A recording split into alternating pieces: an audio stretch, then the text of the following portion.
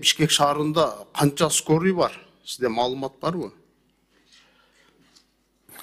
Бизде Бишкек шаарында 37 бригадабыз иштейт. Азыркы учурда. 37. Анан эми жана министр Алымкадыр Сабирдин скорыйлар келип атат. Жакшы болуп атат.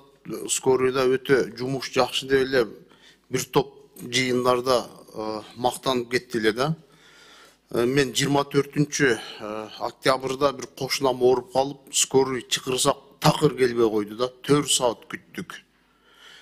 Сиздер кечинде деби бул кошунабыз менден суранды, скорый чакырсак келбей жатат. Мен өзүм да чакырдым, такыр келген жок да. Сиздер ушул скорыйды бир тартипке келтирип койсоңуздар. Отношениясында калатын отношения, аябай грубый жооп берет экен. Эми чакыргандан кийин келиш керек да. Макул сөз аткарабыз. Ушуну бир контролдоп койсоңуздар, анан түндө чакырганда бир топ жарандар да кайрылып атат, скорый келбейт деп.